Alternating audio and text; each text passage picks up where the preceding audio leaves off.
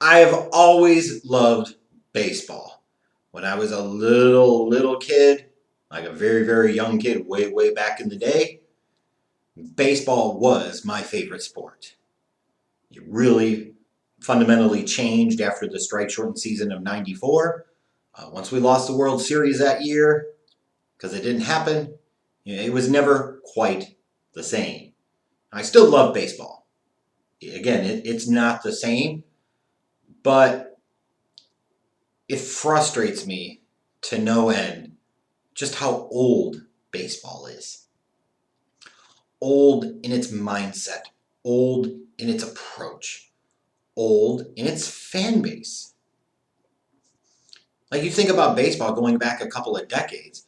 Think about how ridiculous it was when Bud Selig was trying to pound through things like the wild card in interleague play, and he was opposed vociferously in league circles and certainly in baseball media circles to the nth degree. And it was an eventuality, and it finally happened. And what a crock that when you talk about Bud Selig and his time, that two things that are so seemingly obvious of good ideas to do. Like, you have it in football, you have expanded playoffs in basketball and hockey, but baseball tried to stick to its old ways. Like, to me, if you could talk about baseball in a nutshell and kind of its arcane, archaic way of thinking, it's that. The fact that those are two of the things that will go on Bud Selig's tombstone. He brought baseball interleague play in the wild card. Like, it shouldn't have been done years and years before. But even to this day, you'll still have some baseball old school purists that will piss and moan about that when there is really no good reason to do so. So many significant benefits to the game. So many significant financial advantages to doing so. Which brings me to yet another old, archaic way of thinking that is still very pervasive in baseball and needs to die RIP yesterday. And it's these stupid ass unwritten rules. I can remember, what was it, years back, almost 2 decades ago, Bob Brenly was the manager of the Arizona Diamondbacks, and Curt Schilling had a no-hitter going into the 8th inning. If memory serves me correctly, it was like a 3-0 game, and there he is after the game pissing and moaning. It was Ben Davis or somebody broke up the no-hitter with a bunt. You're talking about the unwritten rules of the game, and you just don't do that. Hey, a-hole! I don't care if it's the 1st inning or the 9th inning of a perfect game. You play to win the game, as Herm Edwards so eloquently put it all of those years ago. And in a situation like that, the opponent's only down 3-0. If a guy bunts and gets on base and then there's a walk, all of a sudden a home run ties the game.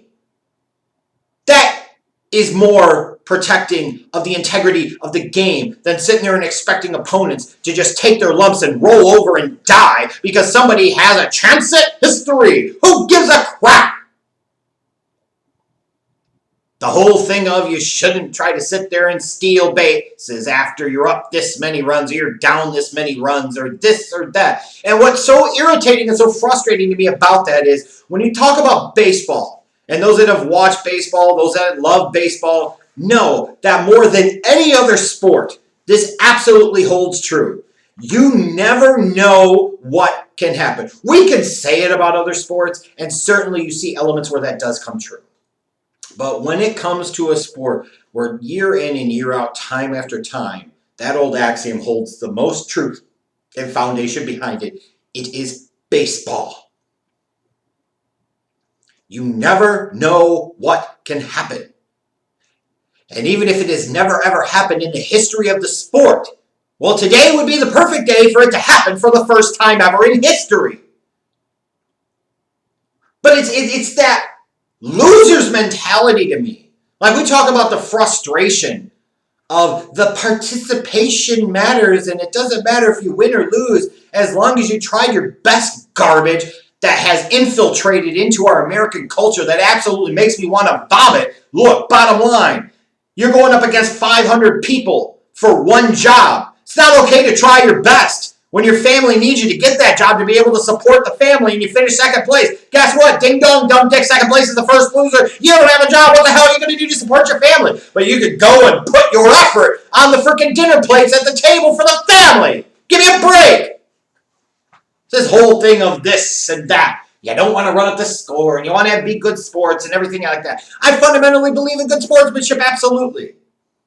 I think it says something about somebody when you talk about how they conduct themselves when they win and how they conduct themselves when they lose. But all of this crap that Fernando Tatis Jr. got over the past week or so is absolutely completely ridiculous.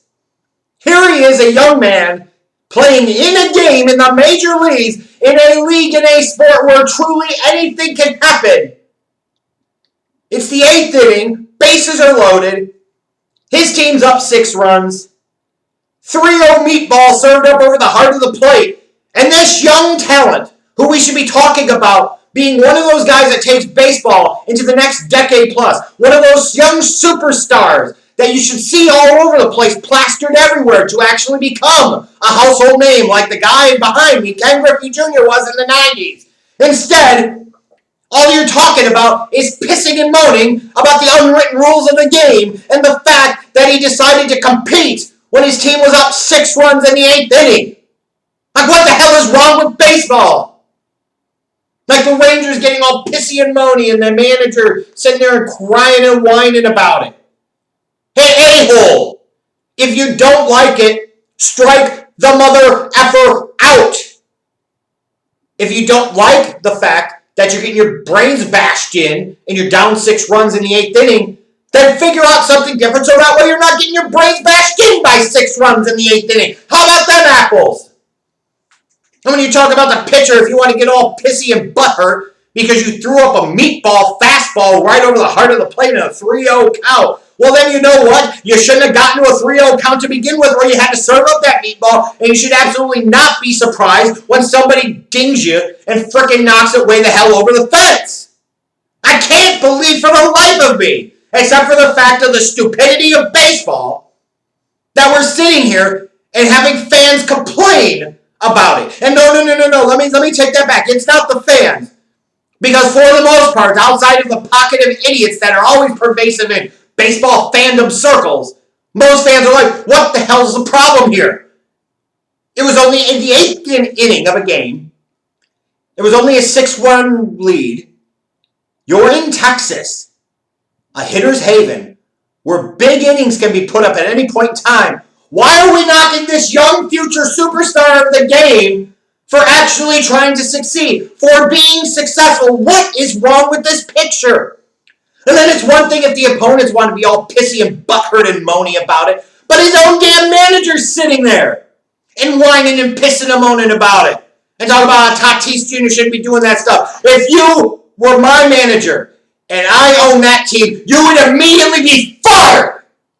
Because how dare you not have your players back? How dare you? How dare you, sir? Not sit there and teach the importance of competition and doing your best and playing your best and always competing and never getting up, never letting up, never taking your foot off the juggler because you never know what can happen in the sport of baseball. The Rangers being pissy and moany, they're losing. That's one thing. They want to be butthurt sore losers, so be it. What, the Padres manager is going to sit there and call out his own young stud because he dared to hit a grand slam? The hell is wrong with you? And then, of course, you had the media people in baseball be like, I can see both sides. There are no both sides or perspectives on this, you a-holes. Imagine if he just sits there. It's a 3-0 count. Now he takes the first pitch. It's 3-1. And I think Johnny Bench, Hall of Famer Johnny Bench, said something to this effect. 3-0, he takes a strike.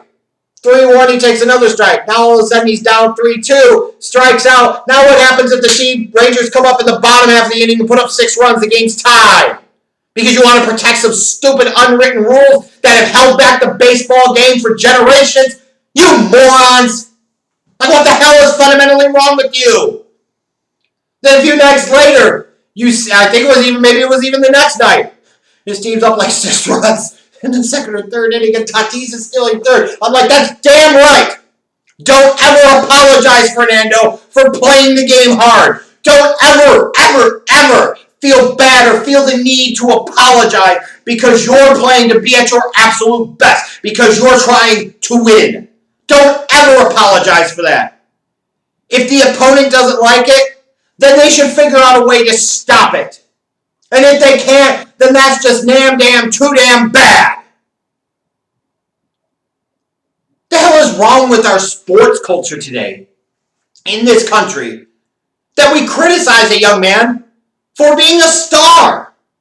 We criticize a young man for trying and doing his best, where any other time, if he sat there and his team was down 6 runs in the 8th inning and he loafed it on a fly ball in the infield, you'd be knocking him because he wasn't competing. Or if his team was up 6 runs, same damn thing. But now here's a kid that's actually playing hard. Why the hell would anybody have any problem with this? We should be celebrating him, talking about his bright star, his bright future, his magnificence, his awesomeness. Instead, we're talking about these stupid unwritten things that are just ridiculous and asinine, and a total explanation of why baseball continues to be an older and older sport. And when it comes to relevance in the North American sporting landscape, continues to slowly die, R.I.P. a death. Unbelievable. I would never, and I mean never, have that young man as one of my players and criticize him publicly or even privately in any way, shape, or form for playing hard. What a cowardly dick move. What a pussy move. What a lacking in leadership move that was. You should be out there defending him. And then as far as the Rangers, Machado's going to come up, so now we're going to throw behind him. You punk asses. You don't like it, strike him out. That whole stupid thing of, they hit us, and now we got to hit them. No, strike them out. And just think about how fundamentally stupid this is. You think your way to get back on somebody because of what happened in the previous half inning or in the previous at bat is to throw behind somebody or hit somebody so that way you can put them on base. What the hell's wrong with you? And of course, like I said, you had the media members on Major League Baseball Network and etc. Well, you could see it other ways. Screw you! There are no other ways. There's only one perspective. You play to win the game. If the Rangers or anybody else don't like it, then don't get yourself into that situation. And when you get into that type of situation with Tatis, figure out how the hell to get the MFer out. And if you can't, you tip your caps and you stop acting like a bunch of whiny little pussies.